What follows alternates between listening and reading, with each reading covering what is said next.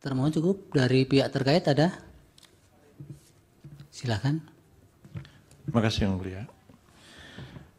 Saudara ahli, mungkin saudara ahli fokus kepada petahana. Dan kalau petahana tidak maju, orang yang disupport oleh petahana itu, bansos akan berpengaruh kepada meningkatnya dukungan kepada petahana atau orang yang didukung oleh petahana dalam proses pemilihan. Di negara kita ini, mengapa harus fokusnya itu hanya pada petahana? Mungkinkah ada hal-hal lain juga yang sebenarnya luput dari perhatian kita?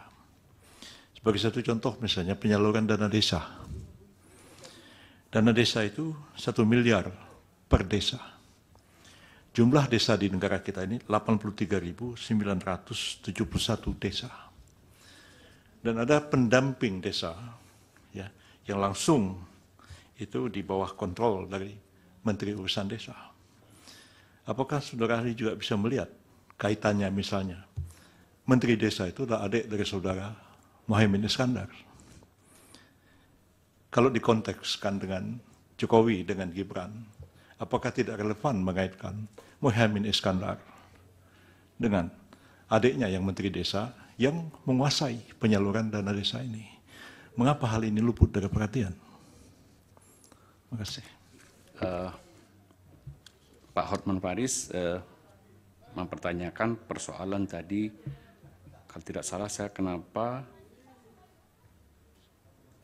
kita tidak fokus kepada masalah, kenapa hanya fokus kepada masalah hanya di tingkat presiden, tapi tidak fokus kepada masalah dana desa, Pak ya?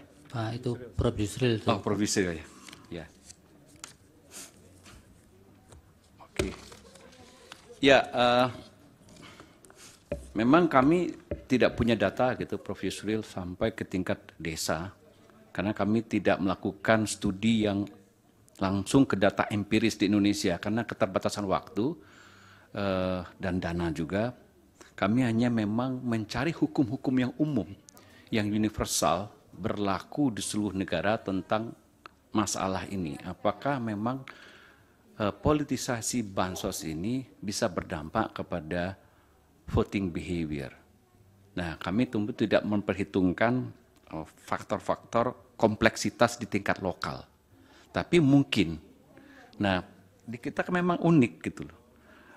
Antara kontestasi antar paslon itu tidak selalu ajak masalah incumbency dan challenger itu dari waktu ke waktu.